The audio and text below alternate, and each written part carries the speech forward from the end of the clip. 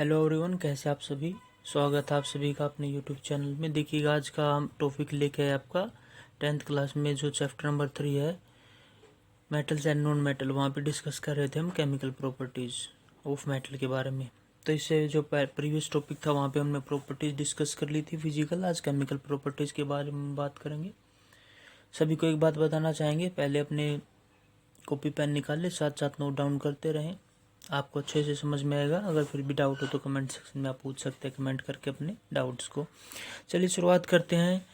देखते हैं जो मेटल है वो ऑक्सीजन के साथ रिएक्ट करेंगे तो हमें क्या देखने को मिलेगा। यानी कि आप सभी जानते हैं मेटल्स जो हैं जब वो ऑक्सीजन के साथ रिएक्ट करेंगे तो मेटल ऑक्साइड बनाते हैं। यह आपने सभी ने ध्यान में रखना है, मेटल ऑक्साइड बनाएंगे। इसका एग्जाम्पल भी आपको बता देते हैं। मान लीजिए हमने कोई मेटल ले ली, मान लीजिए हमने कॉपर ले लिया। कॉपर आप सभी जानते हैं मेटल है, और इसकी रिएक्शन करवा दी हमने ऑक्सीजन के साथ। तो देखिएगा जब भी कोई भी मेटल ऑक्सीजन के साथ रिएक्ट करेगी तो उस मेटल का ऑक्साइड बनेगा। तो यहाँ पे कॉपर का ऑक्साइड बन जाएगा, क्यूप्रस ऑक्साइड, जिसको हम कॉपर 2 ऑक्साइड भी बोलते हैं। तो देखिएगा 2 कॉपर ऑक्सीजन मॉलिक्यूल के साथ रिएक्शन की और 2CuO यानी कि कॉपर ऑक्साइड यहाँ पे बना दिया। तो कहने का मतलब ये है कि हमारे पास मेटल थी कॉपर, ऑक्सीजन के साथ रिएक्ट किया और ये बन गया हमारे पास कॉपर ऑक्साइड। मतलब जब भी कोई भी मेटल होगी वो ऑक्सीजन के साथ रिएक्ट करेगी तो अपना ऑक्साइड बना देगी। इसी तरीके से एक एग्जांपल और ले लेते हैं। मान लीजिए हमारे पास एल्युमिनियम है। एल्युमिनियम भी आप सभी जानते हैं कि मेटल है, और इसी तरीके से मान लीजिए इसने ऑक्सीजन के साथ रिएक्ट किया तो एल्युमिनियम जब ऑक्सीजन के साथ रिएक्ट करेगा तो एल्युमिनियम ऑक्साइड बनाएगा। एल्युमिनियम ऑक्साइड का फार्मूला होगा Al2O3। तो देखिएगा एक बार इसको बैलेंस कर लेते हैं। यहाँ पे एल्युमिनियम 2 है तो यहाँ पे एल्युमिनियम 2 से इसको मल्टीप्लाई कर देंगे। लेकिन फिर अगर आप देखेंगे तो यहाँ पे हमारे पास ऑक्सीजन यहाँ पे 3 है, तो 3 ऑक्सीजन है, लेकिन एल्युमिनियम यहाँ पे। तो आप देख सकते हैं जब आप यहाँ पे बैलेंस करने जाएंगे तो एल्युमिनियम 2 है, यहाँ भी एल्युमिनियम 2 है। एल्युमिनियम में तो चलो कोई समस्या नहीं। फिर यहाँ पे देखा हमने ऑक्सीजन 2 और यहाँ पे ऑक्सीजन 3 है। तो बैलेंस कैसे कर सकते हैं। तो यहाँ पे बैलेंस करने के लिए हम क्या करेंगे, इसको मान लीजिए अगर मैं 2 से मल्टीप्लाई करूँ तो ये देखिएगा यहाँ पे 2 से मल्टीप्लाई किया तो 6 ऑक्सीजन हुए। तो यहाँ पे अभी भी 2 है तो इसको 3 से मल्टीप्लाई कर देंगे तो 3 और 2। लेकिन हमने देखा यहाँ पे एल्युमिनियम अब 4 हो जाएंगे यहाँ पे, जबकि एल्युमिनियम 2 था। तो यहाँ से हम इसको मल्टीप्लाई कर देंगे 4 से। तो हमारे पास यहाँ पे 4 एल्युमिनियम 3 ऑक्सीजन, और ये हमारे पास यानी कि एल्युमिनियम मेटल थी, इसने ऑक्सीजन के साथ रिएक्ट किया तो ये हमारे पास बना आपका एल्युमिनियम ऑक्साइड। तो ध्यान रखिएगा Al2O3 हमारे पास आपका होगा एल्युमिनियम ऑक्साइड। ये एल्युमिनियम ऑक्साइड है, ये एल्युमिनियम मेटल थी, ऑक्सीजन के साथ रिएक्ट किया। तो आपने देखा कि ये एक केमिकल प्रॉपर्टीज़ है मेटल्स की। मेटल्स रिएक्ट करेंगे ऑक्सीजन के साथ तो कोरस्पॉन्डिंग ऑक्साइड बना देंगे। चलिए ये तो बात की हमने मेटल की। अब अगर मेटल ऑक्साइड ले लें हम, यानी कि ये जो ऑक्साइड बने हमारे पास, जैसे आपने देखा ऑक्सीजन के साथ रिएक्ट किया तो ये हमारे पास बने आपके मेटल ऑक्साइड।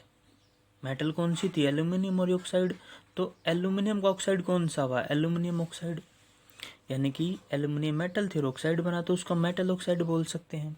अब ये जो अब हम देखेंगे कि ये जो हमारे पास मेटल ऑक्साइड बने, क्या ये रिएक्शन कर सकते हैं एसिड और बेस के साथ। तो अब हम देखेंगे मेटल ऑक्साइड जो हैं वो कैसे रिएक्ट करेंगे। आपने एक ध्यान में रखना है, लगभग 90% जो मेटल ऑक्साइड होते हैं वो बेसिक होते हैं नेचर में। इम्पोर्टेंट बात याद रखनी है, जो मेटल ऑक्साइड हैं उनकी नेचर होगी बेसिक नेचर के होंगे। लेकिन कुछ मेटल ऑक्साइड ऐसे भी होंगे जो कि दोनों के साथ रिएक्ट करेंगे। यानी कि जैसे कि मैं आपको बताऊं एल्यूमिनियम ऑक्साइड है जैसे Al2O3, ये नेचर में तो बेसिक है, यानी कि एसिड के साथ रिएक्ट करना चाहिए, लेकिन ये एक एम्फोथर्टिक ऑक्साइड है। ध्यान रखिएगा, काफ़ी इंपॉर्टेंट चीज़ है ये एम्फोथर्टिक ऑक्साइड। नाम है इसका एल्यूमिनियम ऑक्साइड, और इस एल्यूमिनियम ऑक्साइड को हम बोलते हैं एम्फोथर्टिक ऑक्साइड। एम्फोटेरिक ऑक्साइड, या आप इसको एम्फोटिक ऑक्साइड भी बोल सकते हैं। ऐसा हमने क्यों बोला? एम्फोटिक ऑक्साइड वो ऑक्साइड होंगे, ध्यान रखिएगा, जो कि एसिड और बेस दोनों के साथ रिएक्ट कर सकते हैं। विच react with both acid and bases. तो ऐसे ऑक्साइड्स जो कि एसिड और बेस दोनों के साथ रिएक्ट कर सके उनको हम एम्फोटिक ऑक्साइड बोलते हैं। और एल्यूमिनियम ऑक्साइड एक ऐसा ही ऑक्साइड है। ध्यान रखिएगा, सभी मेटल ऑक्साइड रिएक्ट नहीं करते, सभी मेटल ऑक्साइड्स एम्फोटिक ऑक्साइड नहीं होते, क्योंकि ज़्यादातर मेटल ऑक्साइड बेसिक नेचर में होते हैं। तो बेसिक नेचर में है तो वो एसिड के साथ रिएक्ट करेंगे। बेस के साथ रिएक्ट क्या करेगा? बेस के साथ रिएक्ट करे तो बेस ही रहेगा। लेकिन जब बेस रिएक्ट करता है एसिड के साथ तो आपको पता है साल्ट और वाटर बनाता है। लेकिन एल्यूमिनियम ऑक्साइड एकमात्र एक दो ऑक्साइड और भी हैं, लेकिन उनमें से जो इम्पोर्टेंट है वो हमारे पास एल्यूमिनियम ऑक्साइड है, जो कि रिएक्ट कर सकता है एसिड और बेस के साथ और बना देगा साल्ट और वाटर। ये तो आपको पहले से ही पता है कि जब भी एसिड और बेस रिएक्ट करेंगे तो वो साल्ट बनाएंगे। अब एक एग्जांपल देख लेते हैं। मान लीजिए, जैसे एक एग्जांपल लिया हमने Al2O3, ये आपका एल्यूमिनियम ऑक्साइड है जो भी अभी हमने बनाया था।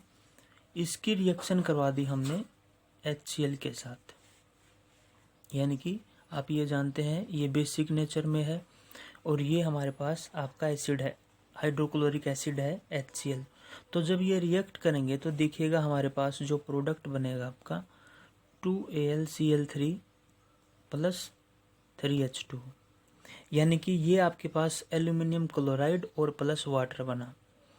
यानी कि ये हमारे पास एल्यूमिनियम ऑक्साइड था, इसकी नेचर होगी बेसिक, इसने एसिड के साथ रिएक्ट किया तो क्या बनेगा? Salt plus water. तो ये एल्यूमिनियम का एक साल्ट है जिसको हम बोलते हैं एल्यूमिनियम क्लोराइड। तो यहाँ पे देखिएगा रिएक्शन कैसे हुई, इसी तरीके से आप देख सकते हैं। हमारे पास यहाँ पे एल्यूमिनियम 2 था तो आप देख सकते हैं यहाँ भी एल्यूमिनियम 2 है। इसी तरीके से यहाँ पे ऑक्सीजन हमारे पास 3 थे, तो ऑक्सीजन 3 आपको दिखाई देंगे यहाँ पे, ये 3 ऑक्सीजन है। उसके बाद आप देख सकते हैं 6 हाइड्रोजन थे हमारे पास, तो 6 हाइड्रोजन यहाँ पे भी कंप्लीट है। और उसके बाद 6 क्लोरीन थे, तो आप देख सकते हैं कि हमारे पास जो क्लोरीन है यहाँ से जो Cl3 है वो बन जाएंगे हमारे पास 6 क्लोरीन थे, 3 यहाँ पे है तो 2, तो 6 क्लोरीन थे, 6 क्लोरीन यहाँ पे है।